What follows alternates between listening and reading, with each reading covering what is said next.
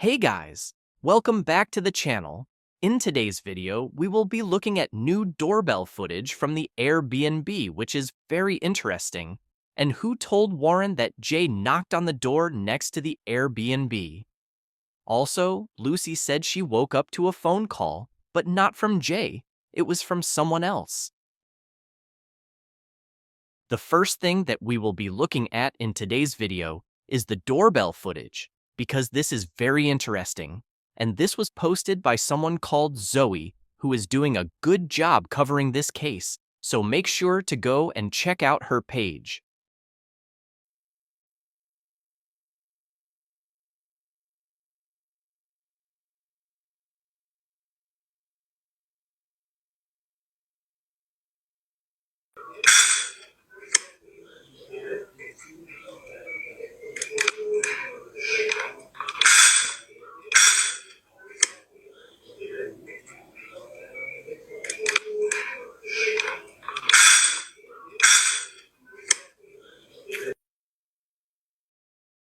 So as you can see, someone has actually tested the buzzer out, and you can hear it ringing.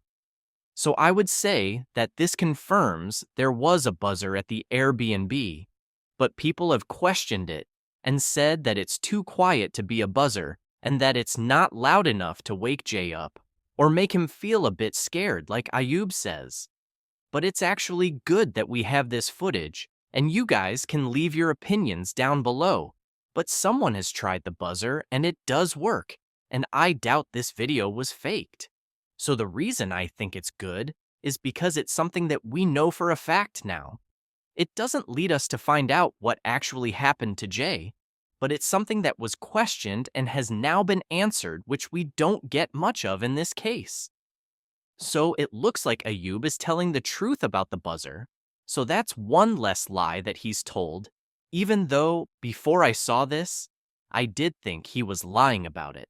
But if I get information that gives us answers, then I'm going to share it, even if it means that I was wrong, because we all just want justice and the truth. So let's move on. The next thing that we are going to look at is where Warren says that Jay knocked on the door of the restaurant, which is next to the Airbnb, but who told him that? Jay was last seen to be stopped. And this is the view.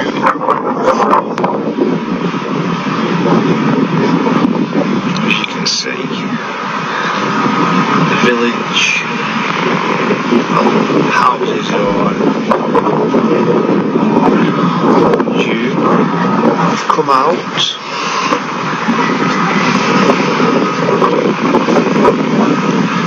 The bus stop is there.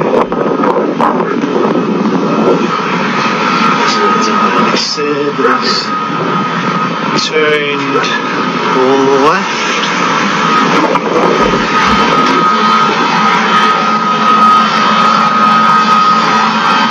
He has knocked on this door to the restaurant. Past buses, and they say that he has walked up the hill.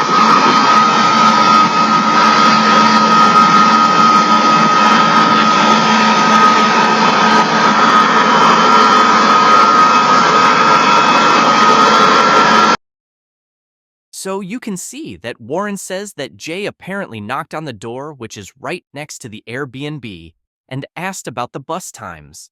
This is Ophelia's cafe, right? But where does this actually come into the story? Because Ophelia was already at the door asking Ayub to move his car, and then she spoke to Jay. So why would he then go and knock on the cafe door when he had already spoke to Ophelia?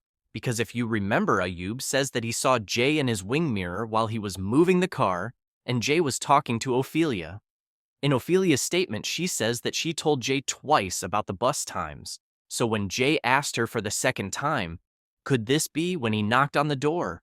Then, after Ophelia spoke to Jay for the last time, she went home, so I'm guessing she didn't open the cafe, and Jay couldn't get anything to drink or eat there.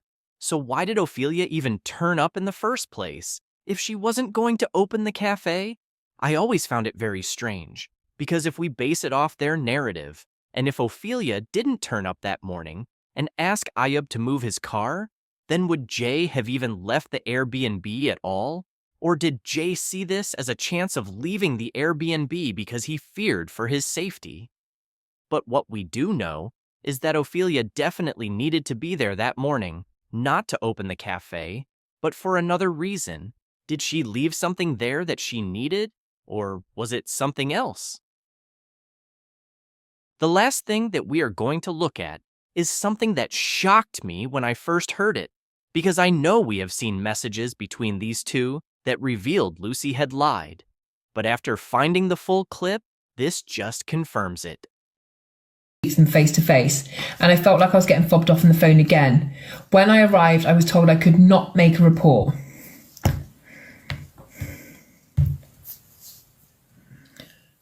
So I went straight there and did as I was told. I was told all day to make a report and they would not let me. So for them to come out and say I didn't report until 9 p.m. is ridiculous.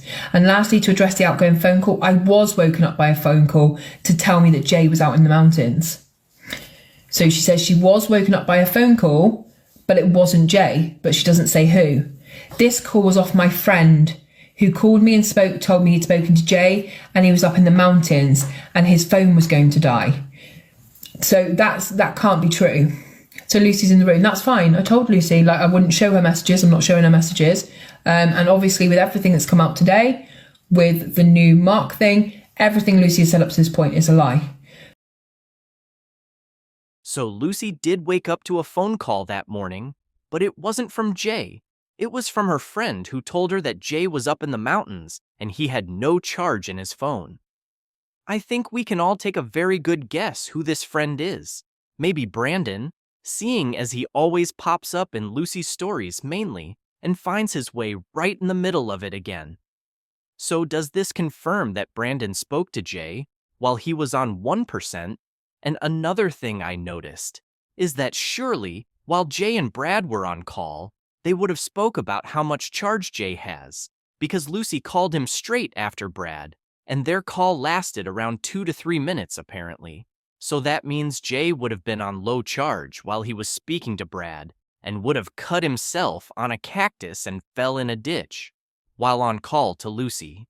So why didn't Brad just say that he will come to Jay, seeing as his phone's just about to die? Or did Jay not notice that his phone was going to die until he spoke to Lucy? Because I don't remember Brad mentioning Jay having low charge. The only person that did mention that was Rachel, because she said that the phone died while Brad was speaking to Jay, which completely flips everything and changes everyone's story. So I don't know what Rachel was doing there. But the main thing is, Brandon seems to be in contact with Jay the most. Firstly, Jay asks Brandon if Ayub and Rocky are all right guys to be around, while Jay is apparently at the Airbnb, and then Brandon clearly spoke to Jay before his phone was going to die, and then told Lucy, which caused her to call Jay. So Brandon really is the key here, and needs to share what he knows. But to be honest, there's no chance of that, so we will have to find another way. Thank you for watching. Please like and subscribe, and we will update you as we find out more.